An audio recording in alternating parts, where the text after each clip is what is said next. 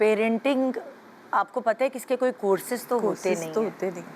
तो यहाँ आके ना सारी माएँ फंसती हैं, चाहे वो मैं हूँ, चाहे ये हूँ या कोई भी हो। एक टीनेज का एक हार्मोन जो कि अब रिसर्च कहने लगी है, शायद हमें पहले नहीं पता था कि वो टीनेज में हार्मोन होता है और वो ऊपर नीचे होता है, तो बच्चे खुद पागल हो जाते हैं, उनको खुद समझ नहीं आ रहा होता।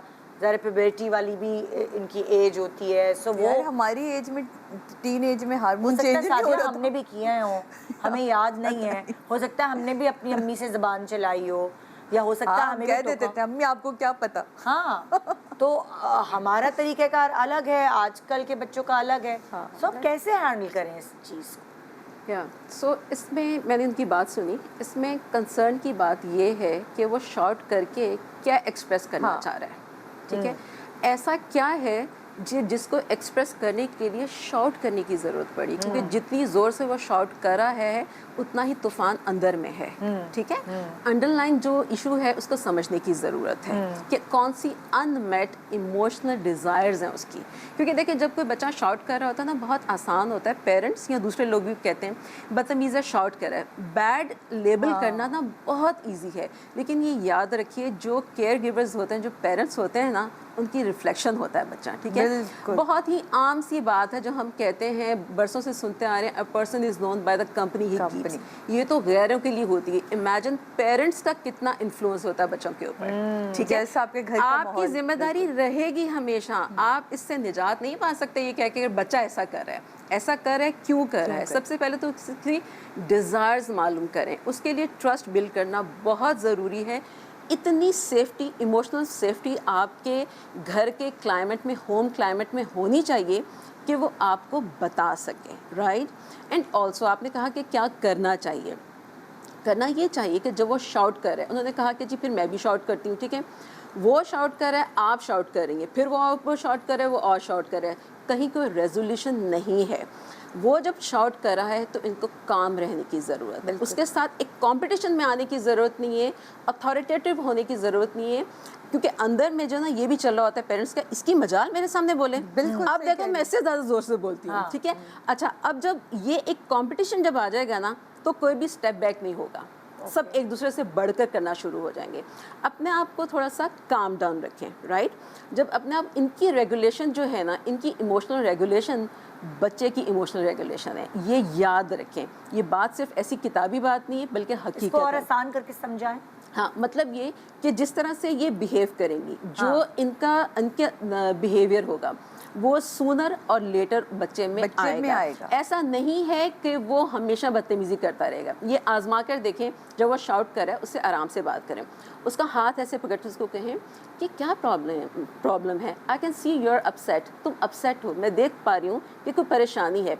उसकी शॉर्ट पे मत जाएं, शॉर्ट उसने किया है, क्योंकि एक बात को लेकर ना पेरेंट्स बैठ जाते हैं, जो कि ठीक है, समहाउ फेयर भी है कि बुरा लग रहा है पर बच्चा शॉर्ट कर रहा है, लेकिन आप ये देखें कि शाउट क्यों कर रहा है, जो वो बताना चाह रहा है आपने वो निकलवाना है और उसको सॉल्व करना है अपने बच्चे के साथ, उसका साथी बन के रहना है। कोई ऐसा नहीं कि आप मतलब कोई एक ऐसी सीट पे बैठे हैं कि आपने ऑर्डर देना कि तुम ऐसे बन जाओ वैसे बन जाओ, नहीं, वो एक अलग इंडिविजुअल है, उसको उसी लिहाज से रिस्पेक्ट देनी है, ट्रस्ट बिल्ड करना है। उससे पूछें कि क्या बात है, तुम्हें क्या चीज़ परेशान करी, थोड़ा सा बताएं कि मैं माँ हूँ, मैं तुम्हारा हेल्प करूँगी। उसको जब ये एश्योरेंस मिलेगी ना कि मुझे समझा जाएगा, वो बताएगा। डॉक्टर साहब, देखिए मैं आई एम सॉरी, मैं यहाँ कट करूँगी।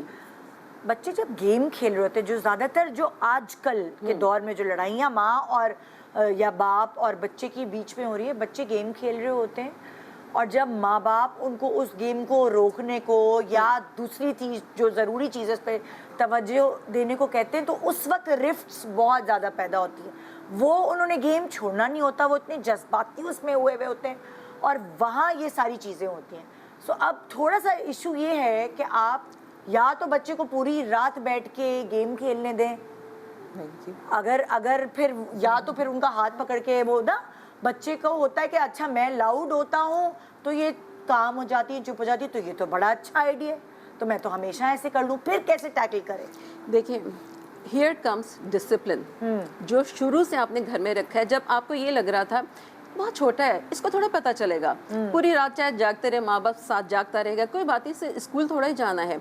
वो एब्जॉर्ब कर रहा था, क्योंकि बहुत अरसे तक पेरेंट्स को ये लगता है कि बच्चे को समझ नहीं आ रहा, या अभी ट्रेनिंग का टाइम, हाँ अभी तरबियत का टाइम नहीं आया, थोड़ा बड़ा तो हो जाए, स्कूल जाने लगे, पल से समझ आता है जब हाँ, वो और फिर आँख खोल लेता एक बात है। ये आपने बहुत आम तौर पे सुनी होगी, बड़ा होकर समझ जाएगा।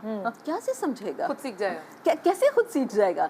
खुद सिखाना तो आपने था, अब आप उसके ऊपर रिस्पॉन्सिबिलिटी डाल रहे हैं कि खुद सीख जाएगा। ऐसा नहीं होता। डिसिप्लिन निदा बहुत इंपॉर्टेंट है जो आपने शुरू से रखा है, and I totally agree. I am also mother, मैं जानती हूँ ये बात कि वो आजकल जो सोशल मीडिया या गेमिंग वो सब चीज़ें, हमें इतना एडिक्शन हो जाता है, तो बच्चों की क्या बात करें। ये एक ऑनगोइंग प्रोसेस है। आपको हर वक्त जो है ना, हर वक्त से मुराद जो ऑफन आपको इसके ऊपर बातें करनी होगी, ठीक है, कि ये चीज़ ठीक नहीं होती। ऐसा नहीं है कि आप स्ट्रेट अवे रिजेक्ट कर दें उसको, तुम नहीं करोगे, ऐसे कमांड नहीं देनी है।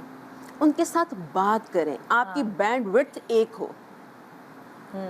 हाँ जी, आप सादिया कुछ कह रही थी, सॉरी। हाँ, नहीं ये कह रहे डॉक्टर साहब फिर हाँ जी, बिल्कुल। इसमें देखिए, जो निदा आपने थोड़ी देर पहले बात की थी ना, अब जो इस पर्टिकुलर बच्चे के केस में है ना, तो पेरेंट्स को ये समझने की ज़रूरत है, 11 इयर्स के बाद आपने पिबर्टल चेंजेस की बात की है, अभी वो जो बच्चे का बिहेवियर है ना, वो बदतमीज़ी नहीं है, ठीक है, वो डिसोबीडियंस नहीं है, क्योंकि 11 के बाद जैसे ही प्यूबर्टल एज आनी शुरू होती है तो इतनी हार्मोनल सर्ज होती है, यानी हार्मोनल फिजियोलॉजिकल चेंजेस आती हैं, उसकी वजह से हार्मोनल इम्बैलेंस होता है, तो बच्चा अपने कंट्रोल में ही नहीं होता, उसको पता ही नहीं होता कि वो क्या कर रहा है।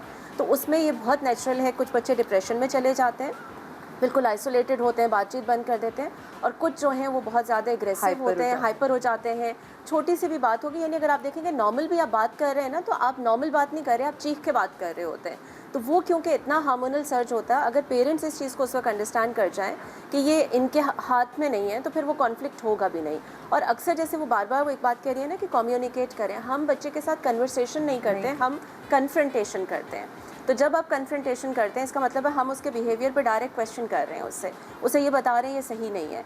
वो फिर जब आप उसके साथ, क्योंकि ऑलरेडी एक इंटरनल तो आपके चीज़ें हाथ में है, कंट्रोल में है नहीं, और फिर आगे से पेरेंट्स भी जब उसके साथ कन्फ्रंटेशन पे आते हैं, तब चीज़ें जो है वो वर्स्ट होती हैं। अब जैसे आपने कहा वो गेम देख रहा है, आपने नोटिस कर लिया कि वो गेम देख रहा है, that is not the right time कि इस वक्त आप जाके उसे रोकें और उसे कहें कि ये नहीं करना। उस वक्त जो कर रहा है कर लेने दीजिए, भले सुबह स्कूल में सो जाए।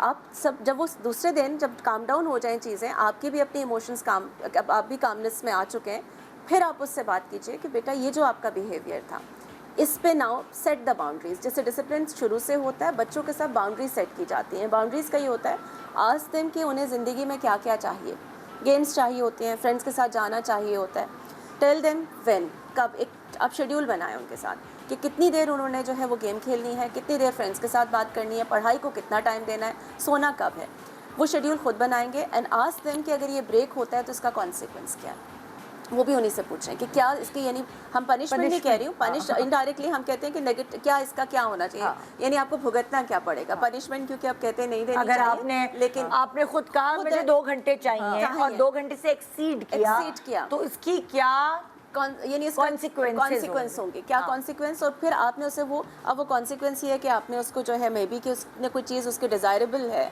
आपने वो ले ली, उसको टीवी देखना था, उसे वीकेंड पे कहीं जाना था, उसे फ्रेंड्स के पास जाना था, आपने उसने खुद डिसाइड किया हुआ है कि कॉन्सिक्वेंस भी उसी को डिसाइड करने दें। अच्छा, जब वो सिचुएशन आती है कि उसने रूल ब्रेक किया, वहाँ आर्ग्यू नहीं करना है। और ये रूल्स कहीं लिख के, आप ना जैसे आप फ्रिज पे भी तो लिख के लगाते हैं ना, ये चीज़ें हैं घर पे, इसी तरह से इसके रूम में कहीं डोर पे वो डिस्प्ले कर दें कि उसने क्या, अगर ये होगा तो रूल ब्रेक होगा तो ये है।